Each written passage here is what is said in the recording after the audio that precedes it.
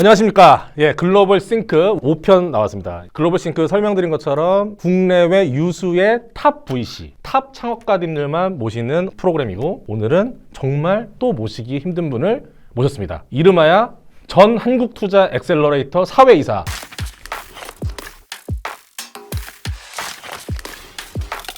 안녕하세요. 에이트넘에서 근무하고 있는 박상호 전무입니다. 전 한국투자 파트너스 상무였고 전 한국투자 엑셀러레이터의 사회이사였습니다. 약간 오늘 약간 엑스한투네. 여긴 현역이고 저희 도망 나온 사람입니다. 알겠습니다. 자, 그러면 오늘은 되게 중요한 주제를 좀 이야기할 겁니다. 첫 번째 주제는 한투를 왜 나왔는가? 뭐 거듭 말씀드린 것좀 성격 차이. 성격 차이.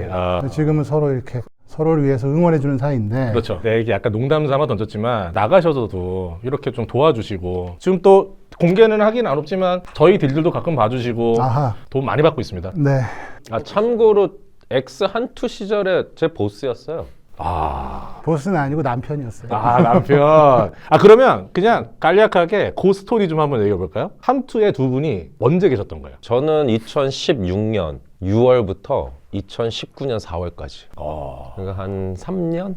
그 길지가 않네요. 이렇게 조금 설명하면은 제가 2012년 9월부터 2023년 12월 31일까지 있었는데 한 11년 몇 개월 있었는데 제 첫 딜이 그 김기사라는 내비게이션 업체였고 저희가 투자하고 1년 뒤에 사이버 에이전트라고 하는 일본계 VC에서 연락이 왔어요. 김기사에 투자하고 싶다 해가지고 얘기하다가 이제 시리즈 B에 들어갈 때 우리 이제 사이버 에이전트가 들어왔죠. 요런 관계입니다. 그래서 오늘은 무슨 얘기를 할 거냐면, 그래도 우리 전무님 우리나라에서 컨텐츠 게임 거의 뭐라고 표현해요? 구루잖아요. 그쪽 투자계. 오래 했습니다. 오래 하셨잖아요. 이제 더 오래 한 사람도 없지 않나? 다 어디 대표 아니면 이제 나만 직장.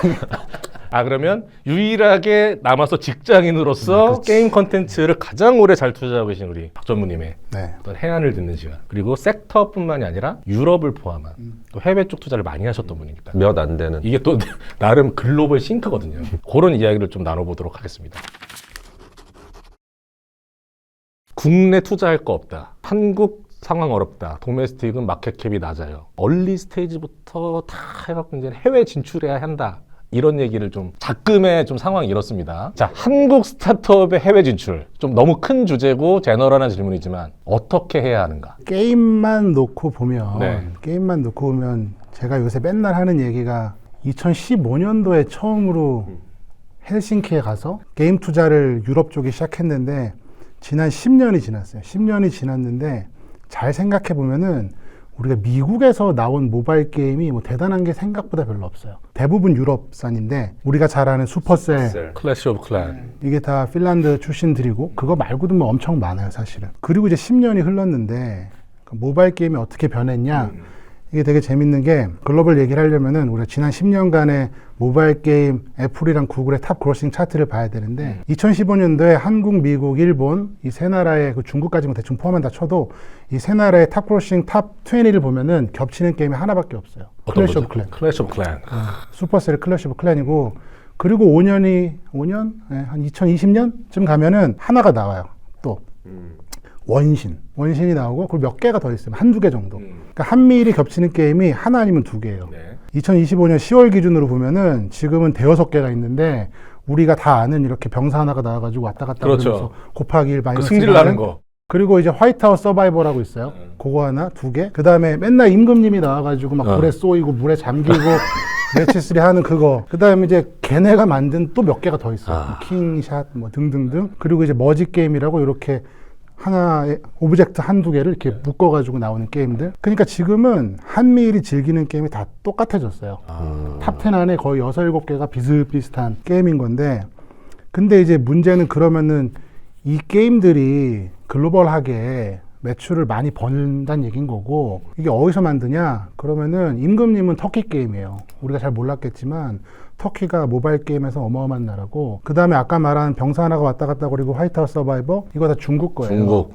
잘 생각해 보면은 인건비가 싼 거예요. 인건비가 싸다는 건 무슨 얘기냐면은 우리 세대까지는 이제 팩 같은 거 집어넣어서 게임하던 세대인데, 그러니까 후 불어갖고. 네, 한 50불, 40불을 주고 사면은 끝이잖아요. 패키지로 사야 된다는 네, 끝이잖아. 근데 지금은 공짜로 푸니까 우리가 운영을 계속 해줘야 돼요.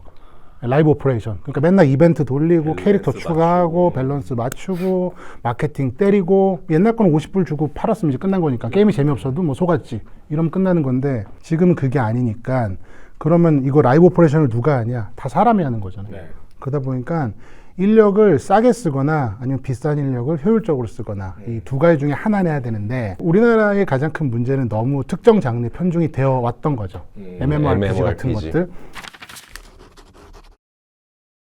그럼 지금도 우리 지하철 타고 돌아다니다 보면 벽면에다가 광고 때리고 앉아있고 뭐 연예인 뭐 ABC 이런 유명한 사람들이 나와서 칼 휘두르고 앉아있고 이거 사실은 하나도 트래킹이 안 되거든요. 그런 광고를 하고 있으니까 이게 답이 안 나오는 거고. 늦춰진 시장이 근데 문제는 왜 그러냐? 우리나라가 너무 커요. 세계 4위 마켓. 단일 게임 마켓. 단일 게임 마켓은 우리나라가 미국, 중국, 일본 다음으로 가장 큰 마켓이니까 실제로는 중국 1등이죠. 모바일 다 합해서. 모바일, PC, 뭐 아케이드, 게임장 다 합해서 세계 4위 마켓이니까 또 인구수 대비 보면 어마어마한 거예요. 인구수 대비로도 훌륭하고 그러다 보니까 이게 사실은 이 나라가 좋아하는 게임을 만들 수밖에 없는 숙명이 있는 거예요. 그러다 보니까 이제 늙은 개발자들, 저 같은 이제 우리 정도 나이 개발자들이 계속해서 MMO 만들고 이러니까 글로벌리 경쟁력이 없는 거예요. 리니지라는 게임이 과연 어느 나라에서 그렇게 유명할까? 중국 아니야? 중국도 유명하지 않아요. 한국에서 많이 하는 거 아니에요? 일단 한국의 레전드고. 한국인 거고. 그러니까 사실은 우리가 대한민국이 게임을 잘 만드는 나라는 맞는데 그럼 글로벌하게 성공을 시킨 게임이 뭐가 있냐? 라고 하면은 잘 생각이 안 날 거예요. 우리 배틀그라운드, 이제 펍지가 있을 텐데 펍지는 약간 이제 아시아 한정으로 좀 묶인 게 있죠. 인도, 중국으로. 뭐 네오폴의 던전 앤 파이터, 지금도 제주도에서 뭐 수조 원대. 제 생각에는 컴투스의 서머너즈 워. 이게 사실 글로벌하게 가장 알려진 게임인 거고 생각보다 없어요. 그게 작금의 문제인 거고 그러면 최근에 이제 젊은 친구들이 무슨 일을 하냐? 아까 이제 한미일 탑 그로싱 차트에 있는 게임들은 대부분 캐주얼 게임들이에요. 네.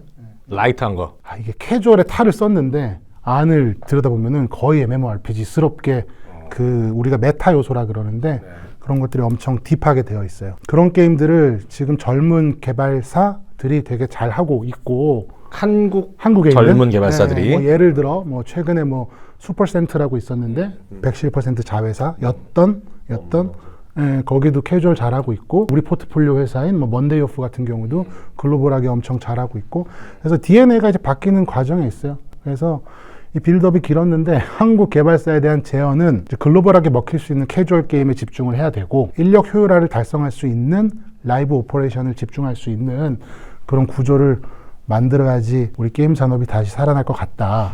오히려 2014년? 3년 그때 애니팡 전후로 약간 그런 느낌이네요. 좀 뭐 물론 당연히 문법은 좀 바뀌었겠지만 그렇죠. 그러니까 뭐 플랫폼이 처음 나오던 시절 2012년, 11년 모바일 게임이 문법이 완성되던 시절에는 플랫폼이라는 게 이제 모바일 게임인 거고 거기에 채널이 게이트가 카카오였고 라인이었던 건데 그때는 사실은 다 성장하니까 뭘 넣어도 되는 시기인 거예요. 지금은 이제 완전히 세츄레이션 된 시장이니까 글로벌하게 접근할 수 있는 그런 캐주얼 게임들을 잘 만들어야 된다. 아니 근데 말씀하신 거를 형님 얘기한 거 듣다 보니까 일단은 한국이 단일 게임 시장에서 전 세계 4위다. 4위다. 그러니까 도메스틱 일단 하나만 먹어도 먹고 살거나 어느 정도 부를 읽었다. 그래서 소위 말하면 훌륭하신 우리 1세대, 2세대 형님들이 계속 그런 것들을 만들어 나갔다. 근데 이게 꼭 게임 업계만 이렇게 한 게 아니라 기존의 뭐 다양한 섹터에서 비욘드 한국을 해서 글로벌로 성공시킨 한국 스타트업의 수가 상대적으로 적잖아요. 야, 이거 약간 한국의 특성인가? 그러니까 기존의 이 업계를 읽어왔던 여기 반 100살 정도 먹은 형님들의 어떤 특성인가? 그러면 역으로 요즘 세대의 게임 창업자들은 좀 더 라이트한 거에서 뭐 메타를 들어가서 새로운 형태의 뭐 글로벌 나가는 이런 걸 하고 있다고 하니 야, 그러면 요즘 애들은 조금 달라진 건가? 아니지 못 만들지 이제 그런 게임은 요즘 사람들은 MMORPG를 만들려면 이게 뭐 우리가 N으로 시작하는 회사들에서 그렇죠. 충분한 경력을 쌓고 애들을 굴려봐야 만들 수 있는 건데 요새 이제 젊은 친구들은 그 문법에 대한 개념이 별로 없죠. 사실은 해보지도 않았고 게임을 그렇지, 다른 제대로. 생각을 가진 애들이 나타났나 뭐 이런 그러니까 질문이에요. 좋은 거야 사실은. 매우 좋은 거고 그리고 우리는 지금 모바일 게임만 얘기했는데 실제로 모바일 게임의 성장률은 지금 굉장히 낮은데 PC 콘솔의 성장률은 또 굉장히 좋아요. 왜냐하면은 간단히 얘기해서 그러니까 이게 다 세상이 웃긴 게 여기 갔다 저기 갔다 옛날에 좋았던 게 지금 다시 좋아지고 뭐 이런 것 같은데 PC 콘솔이 10년 만에 다시 돌아온 거예요. 왜냐하면 코로나 때 다들 집에 있으니까 밖에 나가면 모바일을 하는데 집에 있으니까 PC를 키기 시작해가지고 다시 스팀에 가입해가지고 예. 그래드가 높은 게임들을 많이 한다는 거야. 진득해 앉아가지고. 우리가 스팀이 뭔지는 다 아는데 스팀의 지금 신규 유저의 80%가 중국 애들. 왜냐면은 1년 전에 중국에서 검은 신화 우콩, 손오공 그게 나왔는데 그게 뭐 1,400만 카피 이상 팔렸을 거고 중국의 애국심까지 자극한 거죠. 그러다 보니까 중국 애들이 스팀에 엄청 몰려오고 지금 스팀의 언어 세팅의 과반수는 차이니스. 오, 그리고 일본 애들도 의외네. 코로나를 지나가면서 맨날 콘솔만 하던 애들이 지금 PC도 하고 있어가지고 PC 콘솔 시장이 엄청 올라오고 있어요. 그래서 우리나라가 좋은 점이 이제 약간 늙은 사람들이 좋은 게 언리얼 엔진을 너무 잘 다루다 보니까 잘하는 쪽에 시장이 PC 잘하는- 사양을 잘 맞추겠네. 네, 그래서 그 양반들 중에 그쪽으로 넘어간 사람들이 꽤 있고 MMORPG만 놓고 보면 최근에 이제 다양한 프로젝트들이 나오고 있잖아요. 여기서 이름을 다 얘기하기는 좀 그런데 MMORPG스러운 이제 큰 회사들 3개 투자받은 게 다 밸류가 1,000억이 넘는 게 최근이란 게 한 3, 4년 사이인데 근데 이제 거기 투자한 FI는 없어요. 다 SI들만 들어간 거라서 그러니까 우리가 보기에 FI가 예를 들어 진짜 유명한 넥슨에서 유명한 개발자 그리고 유명한 뭐 넷마블에서 어디서 유명한 사람이 나왔다. 그럼 이 양반들이 새로운 회사를 차려요. 엄청난 경력으로. 이 회사의 밸류를 얼마나 줄 것인가의 문제인 건데 이거를 솔직히 1,000억 이상의 밸류를 주기에는 FI 입장에서 좀 부담스러워요. 왜냐하면 그거 망하면 우린 남는 게 없으니까. 근데 SI는 남죠. 일단 매출을 벌 테니까 조금이라도. 예. 그리고 정 안 되면은 우리가 그 탤런트도 인수할 수 있는 뭐 에카이어 기회도 있을 거고 뭐 여러 가지 기회가 있어요 사실은. 근데 우린 남는 게 하나도 없으니까 그런 전 잘 안 해요. 그런 큰 게임들은 제가 보기에는 SI들이 하는 게 맞다라고 생각을 하고 있고 반대로 말하면은 얼마 전에 이제 그 한국에 G스타가 있었으니까 그 플레이어 언노운 프로덕션의 대표가 있어요. 여기 파운더는 우리가 다 아는 펍지를 만든 브랜든 그린이고 브랜든 그린은 파운더이자 체어맨이고 거기 CEO가 있는데 그 양반이랑 미팅을 하는데 이제 브랜든 그린은 어떤 사람이냐 그 크래프톤 블루홀에서 어찌됐건 펍지의 아버지인 거고 펍지는 지난 8년간 18조 원 이상을 벌었어요. 매출만. 그러면 1년에 2조 원씩 벌었잖아요. 예. 이런 양반이 창업해서 초기에 투자를 받았을 때의 밸류에이션이 포스트 1억 불이다. 라는 걸 생각하면 그러면 우리가 이제 우리나라로 한번 적용해서 생각해 보면은 그런데 밸류에이션이 우리나라가 좀 세다. 좀 다른 영역인데 요즘에 자고 일어나면 뭐 미국의 AI 회사가 뭐 그냥 3, 4개월, 6개월 있다가 뭐 AR 날이 뭐 1,000억이 넘었어요. 조 단위의 회사가 생겼어요. 이런 거에 비해서는 좀 약한 거 아니에요? 아니 그건 다른 영역이잖아 거기는. 약간 궁금한 게 지금 왜냐면 저도 13, 14년 때부터 모바일 게임을 많이 봤었으니까 그러니까 10년의 역사에서 그 중간 영역대가 이제 캐주얼에서 미드코어로 넘어가는 순간에 그때는 벤처 캐피탈이 FI로 돈도 넣었었는데 그게 이제는 캐주얼 게임 피로감이 높아져가지고 리니지스러운 것들 미드코어에서 하드코어로 넘어가면서 이제 스타트업이 아예 그냥 못하게 되는 그래서 퍼블리셔 돈 받고서는 그냥 거기에서 그냥 스튜디오로 전락하는 상황이 오다가 지금 다시 글로벌로 나가가지고 잘하려고 하면 박리담회로 승부한 다음에 오퍼레이션 잘해서 살아남는 거 끌고 가라 이렇게 지금 흐름이 다시 돌아왔다고 했잖아요.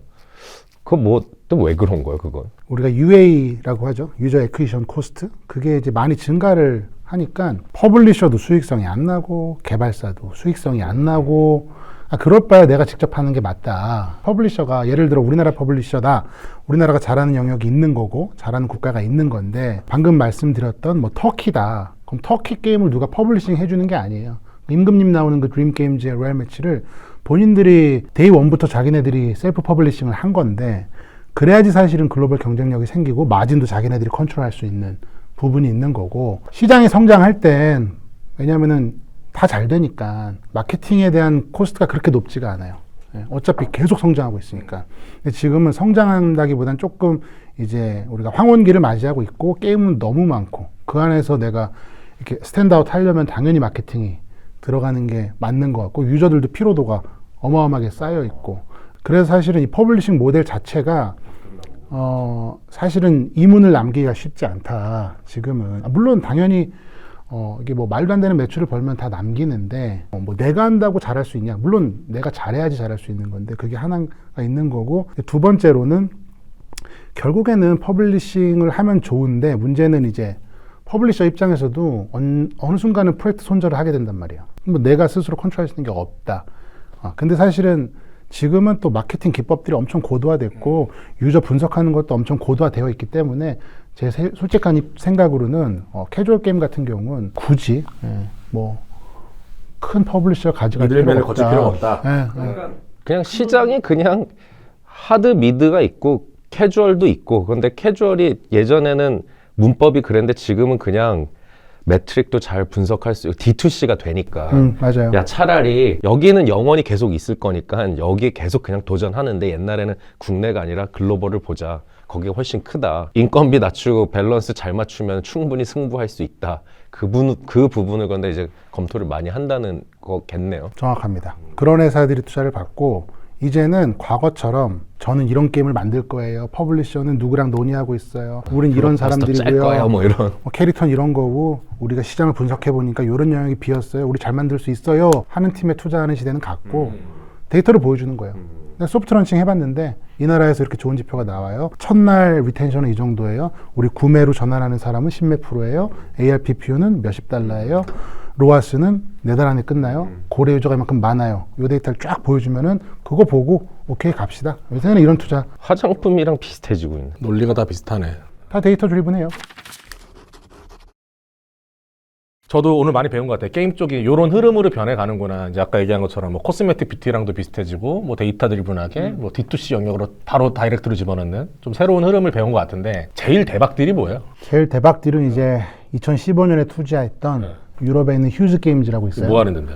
이게 소셜 카지노고 뭐 소셜 카지노라 그러면 사람들이 갬블링이라고 생각하는데 그건 아니고 캐주얼 게임 회사로 보면 되고 이게 HUG가 아니라 HUUUG예요. HUUUG. 그래서 저는 장명 센스도 중요하다. 유가 3개니까 엄청 커졌고 육아 세계니까 커졌다.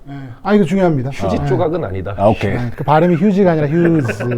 이게 재밌는 게 폴란드 회사고, 그러니까 오퍼레이션은 폴란드에 있는데 그 레지스터는 델라웨어 C컵이고 파운더랑 보드 멤버는 핀란드 사람이다. 그래서 저희가 2015년도에 한투파에 있을 때 처음 발굴해서 투자를 했었고, 제가 그때 첫 번째 기관 투자자로서 들어가서 보드 멤버로 있었고 2015년 매출액이 한 4밀리언 정도였는데 쭉 우상향을 해서 2021년 2월 달에 상장을 합니다. 상장을 할 때 바르샤바 스탁 익스체인지로 갔고 1.2 빌리언 달러로 들어갔어요. 그게 역사적으로 유럽에서 게임사가 데뷔하는 마켓캡으로 가장 컸던. 그런 회사는 어떻게 만나서 어떻게 투자하는 거예요? 이거 좀 짧게 요약하면은 제가 아까 15년도에 핀란드에 처음 갔다 그랬는데 그때 투자한 회사가 시리어슬리라고 하는 게임사예요. 그 회사는 이제 잘 엑싯을 했는데 그 시리어슬리가 핀란드에서는 되게 유명한 파운더들이 한 딜이에요. 근데 15년도에 갑자기 대한민국에서 누가 와서 투자를 하니까 그 누가 형님이고. 그게 나왔고 그러니까 갑자기 이제 핀란드 생태계에서 놀란 거예요. 한국에서 누가 왔는데 재벌이 왔다. 뭐 내지? 맨날 술만 먹는 것 같은데? 한국은 어디야? 뭐 네, 이런 거. 한국은 뭐 어디지? 그렇게 하다 보니까 소문이 난 거예요. 그러다 보니까 이제 에이전시들도 있고, 뭐 저도 어찌됐건 보드레벨에서 활동을 하니까 옆에 투자들이 있고, 그러다 보니까 이제 레퓨테이션 같은 게 조금씩 쌓이고, 그러다가 이제 야, 한국에서 돈을 받자 뭐 이런 생각을 지들끼리 했겠죠. 그리고 온 거예요. 근데 막상 봤는데 이게 뭐 그렇게 이상하지 않아. 그래서 해볼만 하네? 해가지고 2015년 가을에 우리가 다 같이 그 실사를 갔죠. 독일이랑 폴란드로. 그리고 나서 해봐도 좋겠다 해서 했는데 이렇게까지 잘 될 줄은 몰랐어요. 우리가 투신 보고서 상으로는 아마 뭐 1억 불, 2억 불 이때 나온다라고 써 있었을 것 같은데 아무튼 쭉 우상향을 해서 그 대표는 뭐 유럽에서는 가장 큰 파운더가 됐고. 근데 이게 다 히스토리가 있는 게 이 카지노의 명가라고 이 또 W 게임즈를 언급을 안 하고 갈 수가 없잖아요. W 이 게임즈는 팀에서는. 제가 한 건 아니고 저 선배인 이제 박용호 현재 라구나 대표이신 영호 형이 한 건데 그리고 나갔어 그 형은. 그리고 한투파는 W 게임즈를 상장을 했죠. 그것도 1조 2천억 비슷한 그것도 밸류로. 다 비슷하네. 네. 큰 거 찍은 사람들은 다 나가요. 저는 오래 있었어요. 알았어요. 더 뼈 아프네. 아 그런데 그 당시에 이게 왜냐 외국인들밖에 안 돌았던 딜인데 왜냐면 펀드 규약상 모태가 많이 들어있으니까 미풍양속 갬블이 안 된다. 근데 이거를 당시 한투파에서는 연금 펀드를 썼죠. 그리고 진취적으로 이건 도박이 아니다. 네. 그러니까 캐주얼 게임이다. 라는 걸로 유일하게 이제 그러니까 그게 이제 더블유 게임즈가 기관이죠. 올라갈 때 상장을 할 때 이미 그 논의가 끝난 거죠. 다들 한번 저희 검찰 갔다 왔고 정말 갔다 왔고 거래소 사장님 보고 계시죠 지금? W가 상장을 하려고 거래소에 있는 사람을 데리고 왔죠. 그러면서 거래소를 마사지 잘해서 상장을 갔으니까 이제 그 갬블이니 아니니 논란은 끝난 거예요. 그리고 우리나라는 그런 게 있고 한투파는 그걸 투자했고 근데 휴즈게임즈 대표는 그게 박용호가 했는지 박상호가 했는지 모르니까 이름도 비슷해서 일단 온 거예요. 네, 그래? 이러면서 이제 내가 한번 검토할게 해가지고 괜찮네? 그래서 대표가 야 나는 W게임즈를 이기고 싶어 이래서 오 하면서 이제 투자를 한 건데 잘 된 거죠.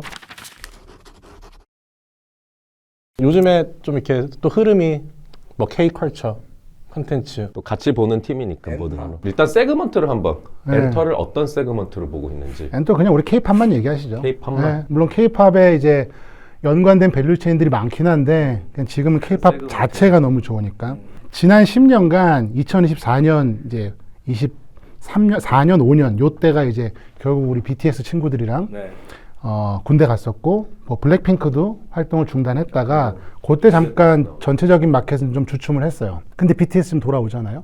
예, 그 블랙핑크는 이미 공연을 시작했고 근데 그 주춤한 것과는 더불어서 지난 10년간 음원 매출은 계속 성장했어요. 그래서 4개 기획사 음원 매출이 올해 기준으로 거의 6천억 이상이 되고 음원만 그러니까 BTS 활동 안 해도 블랙핑크가 안 해도 쭉 우상향했었고 전체 장르 뮤직에서 K-팝이 차지하는 게 뭐 3, 4%이 정도예요. 싱글 디짓이라고 하더라고요.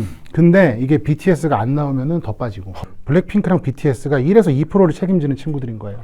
내년에는 이게 5%, 6%까지 올라가는 거고 그리고 BTS가 빌보드 탑 1등 이거를 코로나 이후로 7번 찍었어요. 그렇게 많이 찍었어? 네, 그래서 이걸 견인했고 그 낙수 효과도 있었고 작년 기준으로 앨범 판매 순위를 보면은 탑 10 중에 5개가 K-팝이에요. 이 안에 뭐 엔하이픈, 뭐 에이티즈, 르세라핌 뭐 등등등이 여기다 불을 붙인 게 이제 얘기를 안 할 수가 없는 캐데언인 거예요. 해대요. 캐데언의 음원 차트를 보면은 그냥 뭐 넘사벽 이 수준인 거고 그러니까 K-팝이 훈풍을 받은 거죠.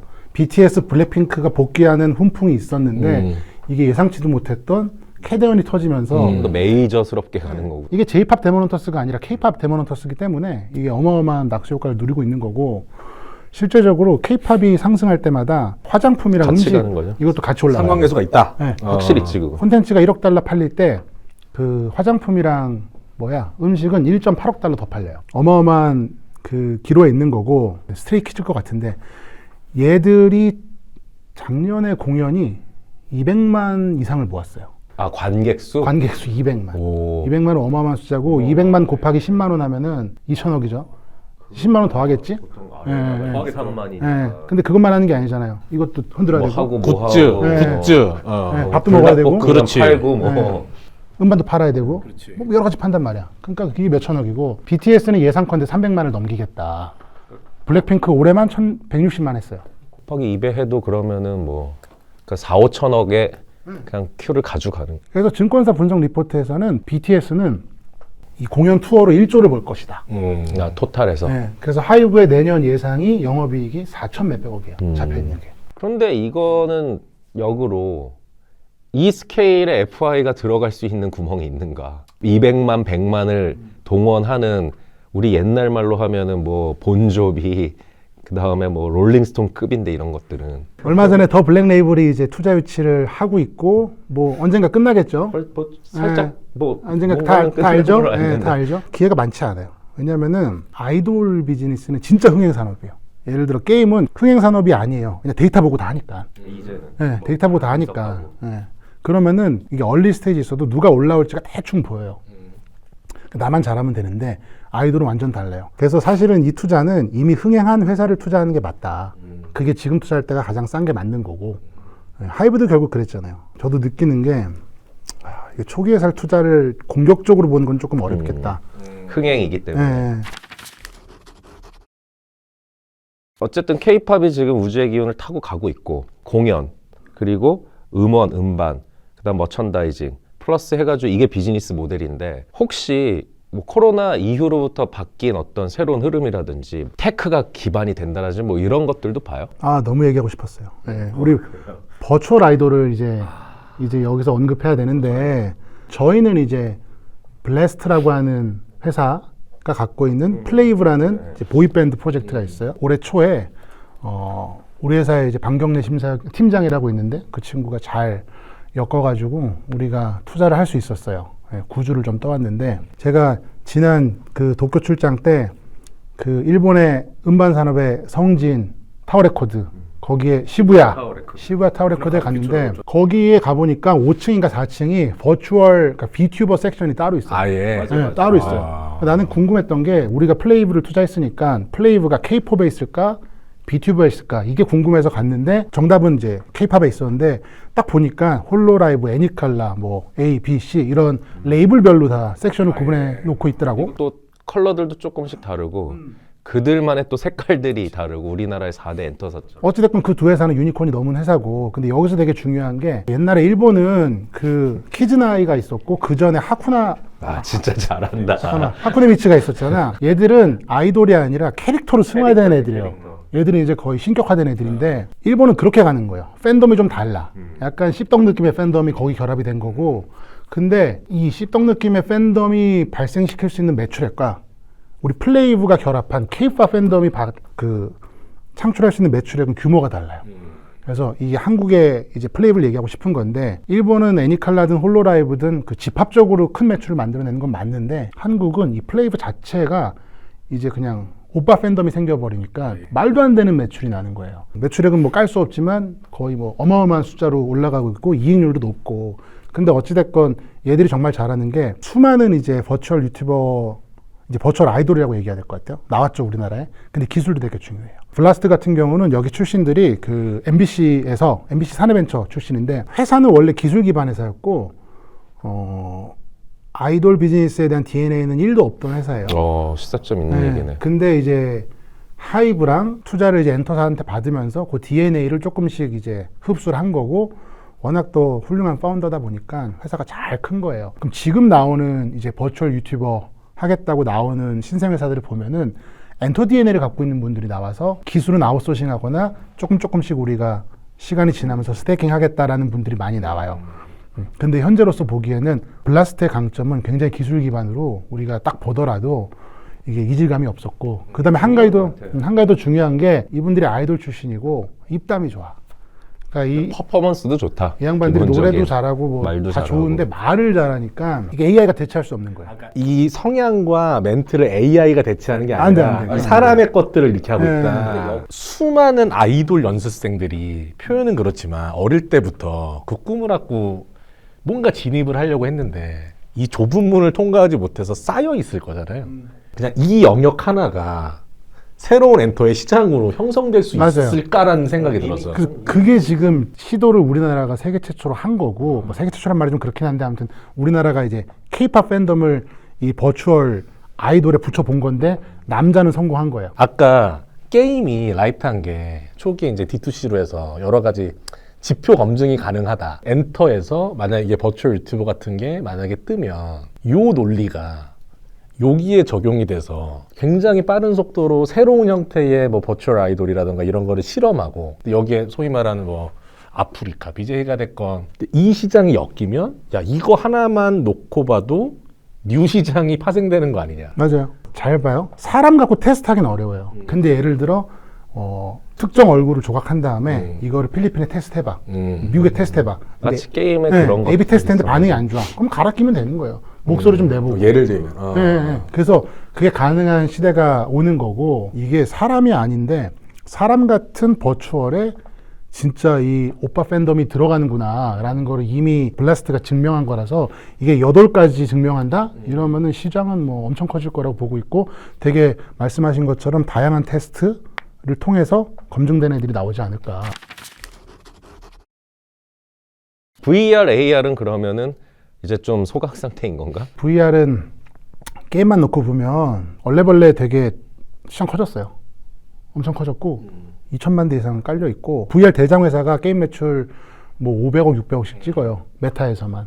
근데 이익은 뭐 200억씩 나고 게임에서 돈을 벌려면은 프리퀀시가 엄청 높아가지고 어디서든 내가 게임을 하다가 그냥 편하게 결제하는 하고 게 해야 되는데. 이게 중요하거나 아니면 하이 피델리티 말도 안 되게 압도적인 스케일로 나한테 감동을 줘야 60불, 70불을 지르는 건데 VR은 그 어디에도 포함되어 있지 않기 때문에 아직까지는. 현실감 이거랑 하이 피델리티는 좀 다른 얘기인 거고 그리고 여전히 우리 같은 세대는 10분만 껴도 어지러움증을 느끼고 근데 자꾸 제 논리를 계속 이렇게 얘기하는데 아까 서두 얘기했던 이 버튜버 시장이 지금 한국이 갖고 있는 휴먼 어셋들을 활용해서 올라가다가 5년 뒤가 됐건 10년 뒤에 이 뭐 레졸루션부터 뭐 이런 기술 문제가 해결됐을 때 이 시장 자체가 또 열리겠네. VR 예를 들면 이게 뭐- 만약에 일로 넘어간다고 하면 뭐 결국 가상 현실인 건데 거기까지 어떻게 될지 모르겠지만 네, 거기까지는 너무 서로게이트 같은 얘기를 하고 있나요? 서로게이트로 가지 않을까? 종국에? 가겠죠 언젠가. 종국에. 근데 그거 가기 전까지 돈을 버는 게 목표기 때문에 우리의 영역은 아닐 수는 있지만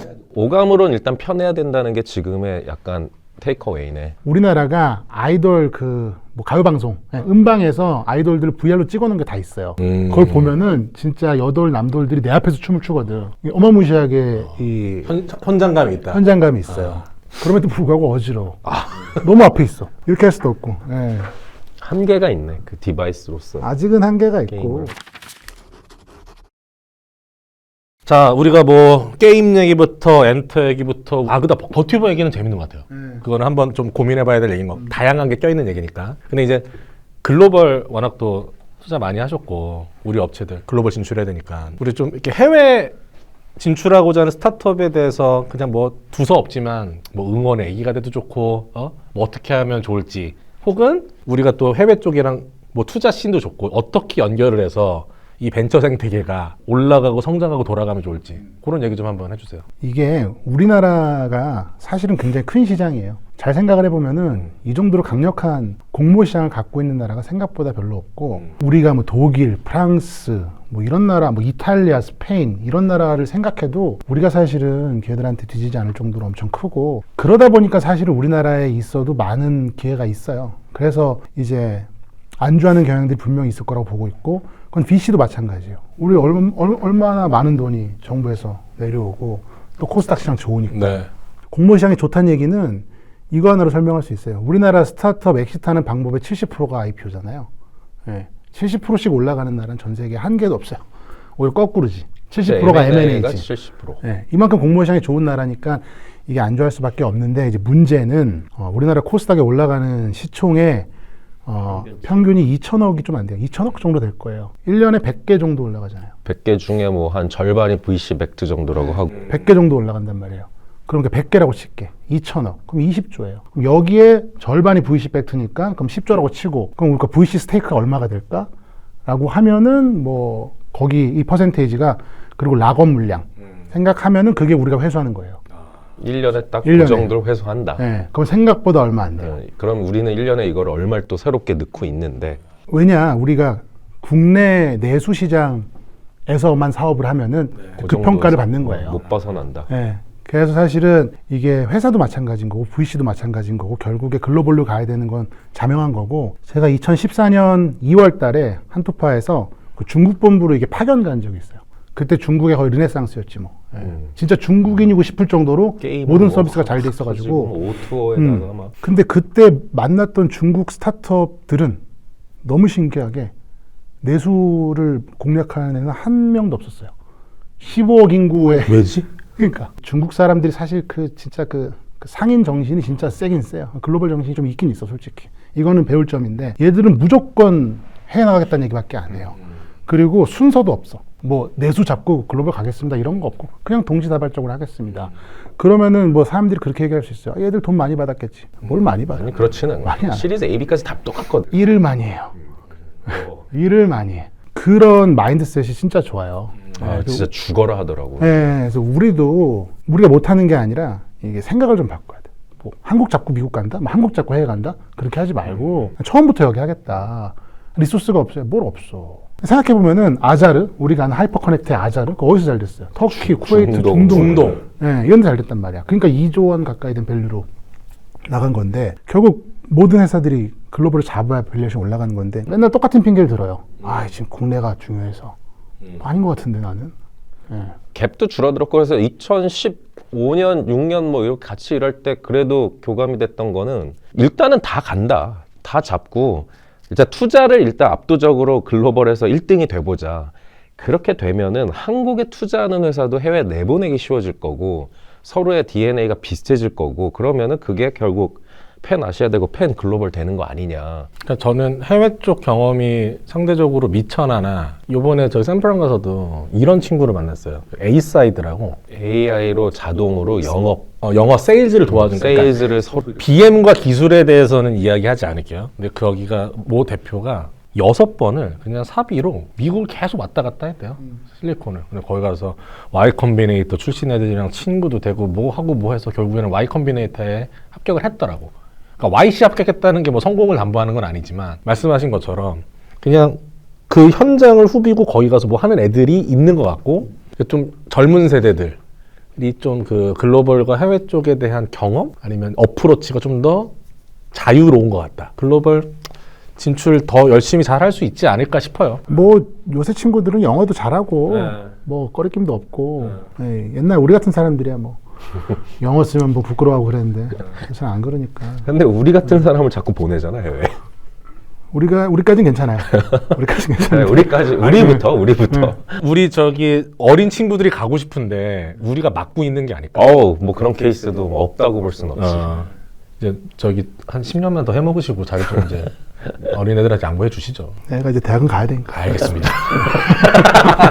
자, 그래서 아무튼 우리 저 게임 쪽, 엔터 쪽, 뭐 미디어 컨텐츠에 또 투자를 많이 하셨고 무엇보다 글로벌 쪽에 시각을 많이 갖고 계신 우리 박상호 전무님을 모셔서 좋은 얘기를 많이 나눴습니다. 귀한 시간 내주셔서 감사하고 그래도 마지막 그 멘트는 해야 되니까 전 사장님이신 백여연 대표님께 어떤 한 말씀 하시면서 좀 이렇게 마무리 해보시죠. 박상호에게 백여연이라. 백사장님 참 많이 존경하고 있습니다. 예, 제가 늘 그 사람들 만날 때 한토 엑셀러레이터 출신이다 다닌다 하면은 야, 백 사장님이랑 일할 수 있는 기회를 가졌다는 건 진짜 영광스러운 일이다라는 얘기를 정말 하고 있고 늘 따스하시고 저는 사실은 지금은 H팀에서 일하지만은 약간 대한 외국인 같은 느낌이 있어요. 예, 뭐냐 아직도 피는 한토의 피가 흐르고 있다. 하지만 이제 이민자로서 예, 새로운 세상에 잘 살고 있다. 그래서 늘 사장님 존경하고요. 예, 연말에 한잔하겠습니다. 좋습니다. 그러면 조만간 우리 같이 모여서 소주 한잔하면서 이야기를 나누는 걸로. 자, 그럼 여기서 마치도록 하겠습니다. 감사합니다.